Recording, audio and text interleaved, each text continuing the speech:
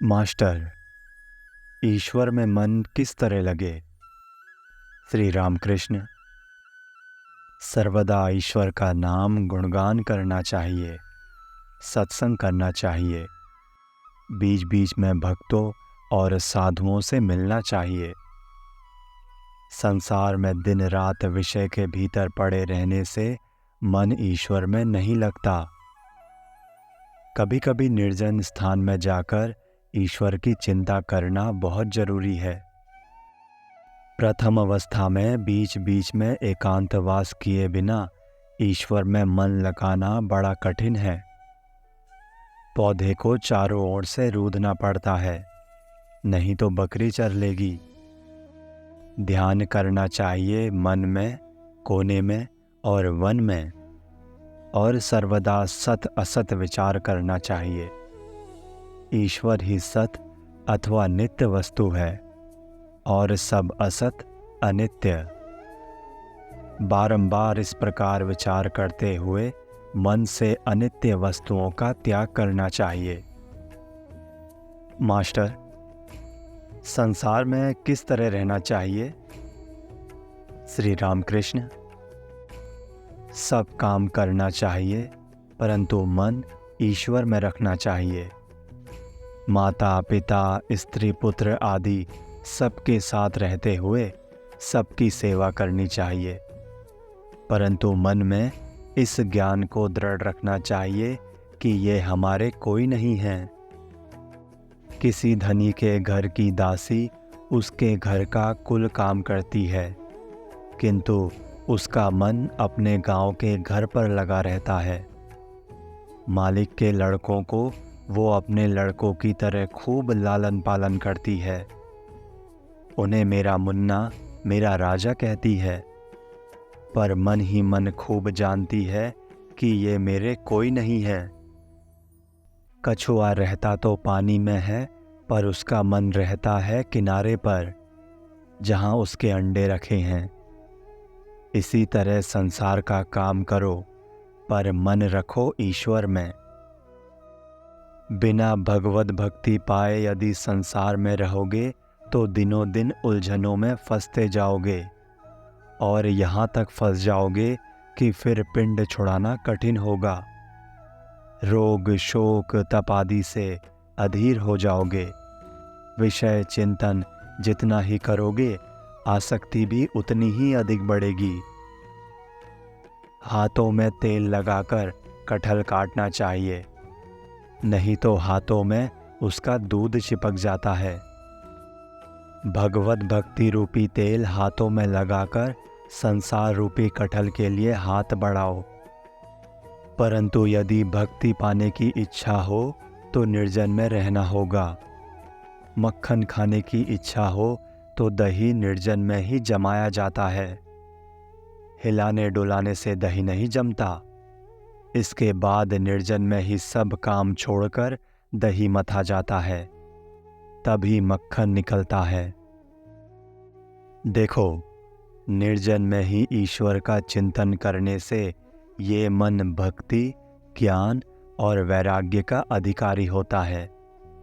इस मन को यदि संसार में डाल रखोगे तो ये नीच हो जाएगा। संसार में कामिनी कांचन के चिंतन के सिवा और है ही क्या। संसार जल है और मन मानो दूध। यदि पानी में डाल दोगे तो दूध पानी में मिल जाएगा, पर उसी दूध का निर्जन में मक्खन बनाकर यदि पानी में छोड़ोगे तो मक्खन पानी में उतराता रहेगा। इस प्रकार निर्जन में साधना द्वारा ज्ञान भक्ति प्राप्त करके यदि संसार में रहोगे तो संसार से निर्लिप्त रहोगे। साथ ही साथ विचार भी खूब करना चाहिए। कामिनी और कांचन अनित्य हैं, एकमात्र ईश्वर ही नित्य है। रुपयों से क्या मिलता है। रोटी दाल कपड़े रहने की जगह, बस यहीं तक। रुपयों से ईश्वर नहीं मिलते, तो रुपया जीवन का लक्ष्य नहीं हो सकता। इसी को विचार कहते हैं, समझे। मास्टर, जी हाँ, क्या ईश्वर के दर्शन हो सकते हैं? श्री रामकृष्ण, हाँ, हो सकते हैं। बीच बीच में एकांतवास, उनका नाम गुणगान और वस्तु विचार करने से ईश्वर के दर्शन हो सकते हैं। मास्टर, कैसी अवस्था हो तो ईश्वर के दर्शन हो? श्री रामकृष्ण, खूब व्याकुल होकर रोने से उनके दर्शन होते हैं। स्त्री या लड़के के लिए लोग आंसुओं की धारा बहाते हैं, रुपयों के लिए रोते हुए आंखें लाल कर देते हैं, पर ईश्वर के लिए कोई कब रोता है? ईश्वर को व्याकुल होकर पुकारना चाहिए। ये कहकर श्री रामकृष्ण गाने लगे। मन, तू सच्ची व्याकुलता के साथ पुकार कर तो देख, भला देखें वो श्यामा बिना सुने कैसे रह सकती है। तुझे यदि माँ काली के दर्शन की अत्यंत तीव्र इच्छा हो तो जवा पुष्प और बिल्व पत्र लेकर उन्हें भक्ति चंदन से लिप्त कर माँ के चरणों में पुष्पांजलि दे। बात यह है कि ईश्वर को प्यार करना चाहिए। विषय पर विषय की, पुत्र पर माता की और पति पर सती की जो प्रीति है, उसे एकत्रित करने से जितनी प्रीति होती है, उतनी ही प्रीति से ईश्वर को बुलाने से उस प्रेम का महाआकर्षण ईश्वर को खींच लाता है। पिल्ली का बच्चा म्याऊं म्याऊं करके माँ को पुकारता भर है। उसकी माँ जहाँ उसे रखती है वहीं वो रहता है, कभी राख के ढेरी पर, कभी जमीन पर, तो कभी बिछौने पर। यदि उसे कष्ट होता है तो बस वो म्याऊं म्याऊं करता है और कुछ नहीं जानता। माँ चाहे जहाँ रहे म्याऊं म्याऊं सुनकर आ जाती है। एक 19 साल के लड़के की ओर देखते हुए श्री रामकृष्ण बड़े आनंद के साथ वार्तालाप कर रहे हैं। लड़के का नाम है नरेंद्र। अभी ये कॉलेज में पढ़ते हैं और साधारण ब्रह्म समाज में कभी कभी जाते हैं। इनकी आंखें पानीदार और बातें जोशीली हैं। चेहरे पर भक्ति भाव है। मास्टर को अनुमान से मालूम हुआ कि विषयासक्त संसारियों की बातें चल रही हैं। ये लोग ईश्वर भक्त, धर्मपरायण व्यक्तियों की निंदा किया करते हैं। फिर संसार में कितने दुर्जन व्यक्ति हैं, उनके साथ किस प्रकार बर्ताव करना चाहिए, ये सब बातें होने लगी। श्री रामकृष्ण नरेंद्र से, क्यों नरेंद्र, भला तू क्या कहेगा? संसारी मनुष्य तो न जाने क्या क्या कहते हैं, पर याद रहे कि हाथी जब जाता है तब उसके पीछे पीछे कितने ही जानवर बेतरह चिल्लाते हैं, पर हाथी लौटकर देखता तक नहीं। तेरी कोई निंदा करे तो तू क्या समझेगा? नरेंद्र, मैं तो यही समझूंगा कि कुत्ते भौंकते हैं। श्री रामकृष्ण हंसते हुए, अरे नहीं, यहाँ तक नहीं। सर्वभूतों में परमात्मा का ही वास है, पर मेल मिलाप करना हो तो भले आदमियों से ही करना चाहिए, बुरे आदमियों से अलग ही रहना चाहिए। बाघ में भी परमात्मा का वास है, इसलिए क्या बाघ को भी गले लगाना चाहिए? यदि कहो कि बाघ भी तो नारायण है, इसलिए क्यों भागें? इसका उत्तर ये है कि जो लोग कहते हैं कि भाग चलो, वे भी तो नारायण हैं, उनकी बात क्यों ना मानो? शास्त्रों में है आपो नारायणः, जल नारायण है, परंतु किसी जल से देवता की सेवा होती है और किसी से लोग मुंह हाथ धोते हैं, कपड़े धोते हैं और बर्तन मांजते हैं, किंतु वो जल ना पीते हैं, ना ठाकुर जी की सेवा में ही लगाते हैं। इसी प्रकार साधु असाधु, भक्त अभक्त, सभी के हृदय में नारायण का वास है, किंतु असाधुओं अभक्तों से व्यवहार या अधिक हेलमेल नहीं चल सकता। किसी से सिर्फ बातचीत भर कर लेनी चाहिए और किसी से वो भी नहीं। ऐसे आदमियों से अलग रहना चाहिए। भक्त प्रश्न करता है, महाराज, यदि दुष्ट जन अनिष्ट करने पर उतारू हों और या कर डालें तो क्या चुपचाप बैठे रहना चाहिए? श्री रामकृष्ण, दुष्ट जनों के बीच रहने से उनसे अपना जी बचाने के लिए कुछ तमोगुण दिखाना चाहिए, परंतु कोई अनर्थ कर सकता है ये सोचकर उल्टा उसी का अनर्थ नहीं करना चाहिए। किसी जंगल में कुछ चरवाहे गाय चराते थे। वहाँ एक बड़ा विषधर सर्प रहता था। उसके डर से लोग बड़ी सावधानी से आया जाया करते थे। किसी दिन एक ब्रह्मचारी जी उसी रास्ते से आ रहे थे। चरवाहे दौड़ते हुए उनके पास आए और उनसे कहा, महाराज, इस रास्ते से ना जाइए, यहाँ एक सांप रहता है, बड़ा विषधर है। ब्रह्मचारी जी ने कहा, तो क्या हुआ बेटा, मुझे कोई डर नहीं, मैं मंत्र जानता हूँ।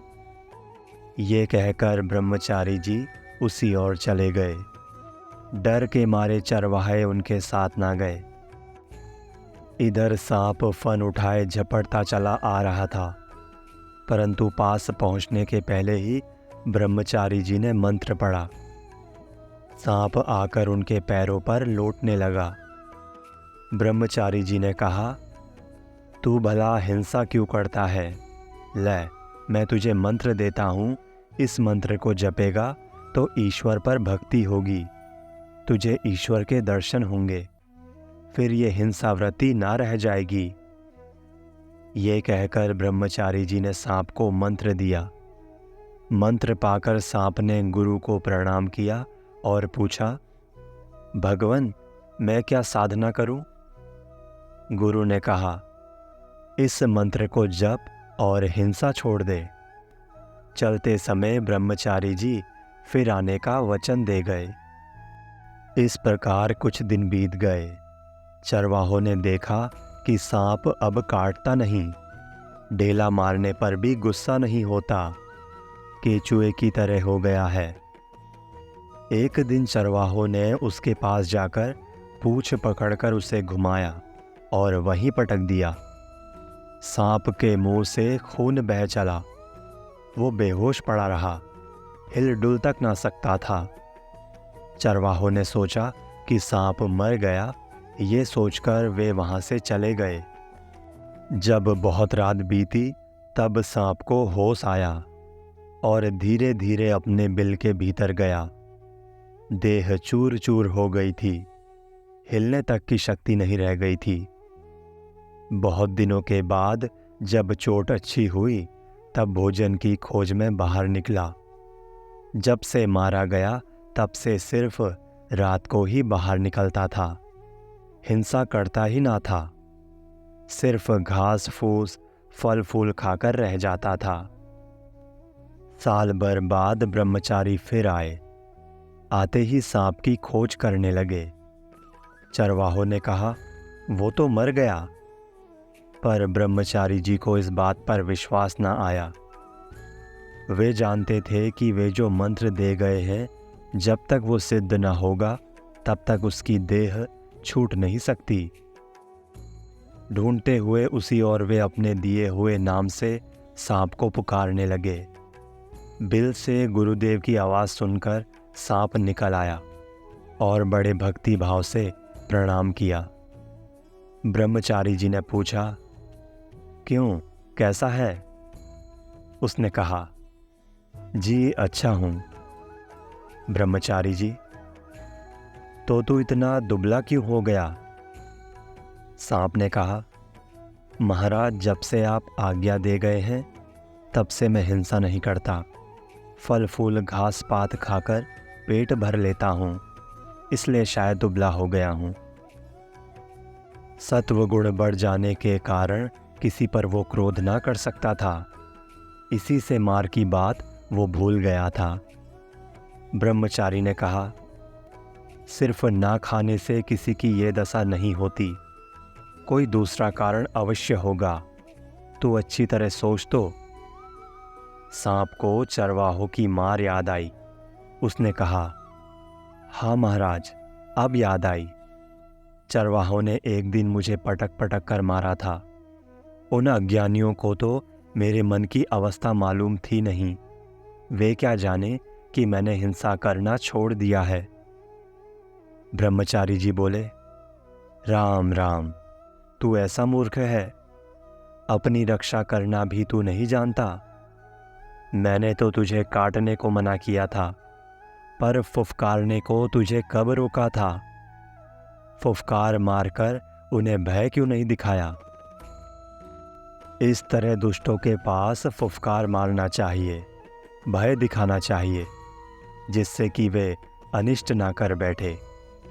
पर उनमें विष न डालना चाहिए, उनका अनिष्ट ना करना चाहिए। अगला है भिन्न भिन्न स्वभाव। क्या सब आदमी बराबर हैं?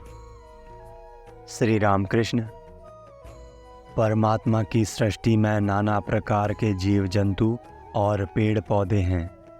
पशुओं में अच्छे हैं और बुरे भी। उनमें बाघ जैसा हिंसक प्राणी भी है। पेड़ों में अमृत जैसे फल लगे हैं, ऐसे भी पेड़ हैं, और विष जैसे फल हों, ऐसे भी हैं। इसी प्रकार मनुष्यों में भी भले बुरे और साधु असाधु हैं। उनमें संसारी जीव भी है और भक्त भी। जीव 4 प्रकार के होते हैं, बद्ध, मुमुक्षु, मुक्त और नित्य। नारद आदि नित्य जीव हैं। ऐसे जीव औरों के हित के लिए उन्हें शिक्षा देने के लिए संसार में रहते हैं। बद्ध जीव विषय में फंसा रहता है, वो ईश्वर को भूल जाता है। भगवत चिंतन वो कभी नहीं करता। मुमुक्षु जीव वो है जो मुक्ति की इच्छा रखता है। मुमुक्षुओं में से कोई कोई मुक्त हो जाते हैं और कोई कोई नहीं हो सकते। मुक्त जीव संसार के कामिनी कांचन में नहीं फंसते, जैसे साधु महात्मा। इनके मन में विषय बुद्धि नहीं रहती, ये सदा ईश्वर के ही चिंतन में रहते हैं।